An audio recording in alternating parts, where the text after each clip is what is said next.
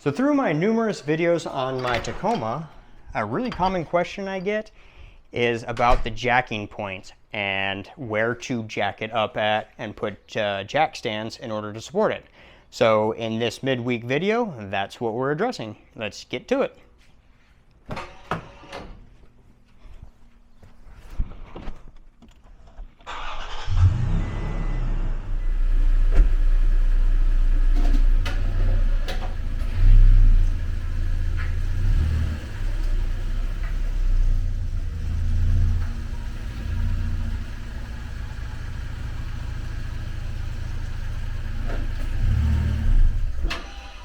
So we'll start with the back of the truck and show you where I jack it up at. If you didn't see in my DIY tire rotation, this is an aluminum Pittsburgh jack from Harbor Freight, item number 62247. They do have taller ones than this one. That might help you out. For the back end, this is more than sufficient and works just fine. As you can see, I'm jacking it up on the gear pumpkin of the differential. That's the, if you don't know what that is, that's just the big part of the rear end. As far as supporting it with jack stands, if I am just doing things with the tire, I don't need to do anything with the suspension, or I need to do something to remove the tires. This is the placement of the jack stands. Here's a view from the other side that's not so blown out from the lighting. So I just put mine underneath here and on the bottom side of this plate here. You don't have to put them there if you don't want. You could easily put them here if you wanted to. That would be fine too. I like putting them here because it gets it further out, and the further out you go, the more stable it will be.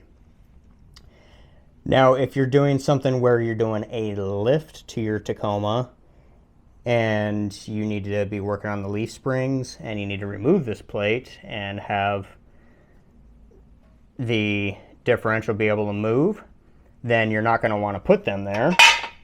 That was loud. Oh, my ears are ringing. You're going to want to put them on the frame. So I'll usually put them at the first place that the frame gets flat. So as you can see right here, the frame starts curving back up, and I'll put them in here. Now, for any significant amount of height, these jack stands are not tall enough. These are my tallest jack stands that I have. That is the tallest notch, which is just about where the truck is sitting right now. So if I need to get any higher than that, these are not tall enough. So in the cases where I need to support the frame and I need to go higher and get more clearance than what's actually underneath there, I have leftover pieces of 2x6. I also have 4x6 blocks from other projects that I will set the jack stands on to get me more clearance. And you want to make sure that those pieces are of ample size to make sure that they're still stable. This would be a very unsafe thing to do, so don't do that. For the front end, I will usually place the jack stand just forward of this supporting arm. It's a flat spot on the frame, but it's far enough forward that I can get the support that I need. I do not like putting jack stands on underneath the control arm. I just don't like doing that because they're not flat enough. They move. When you're jacking it up, obviously they swing down and change angles, and I don't find it to be safe enough for me. You could also put them on the bottom side of the transmission cross member here. That would be a good place to put them as well.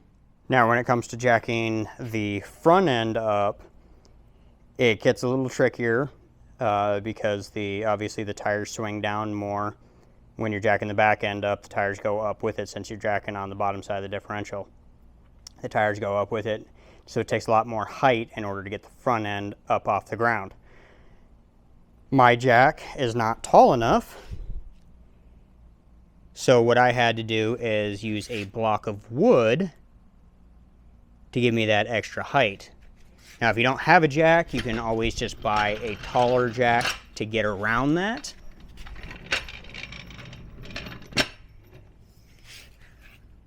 On the front side here, there is a big, I don't even know what you would call that. It sticks out. It's a big nipple on the bottom side of the frame. Right underneath the front end, there's a hole in the skid plate that pokes out through.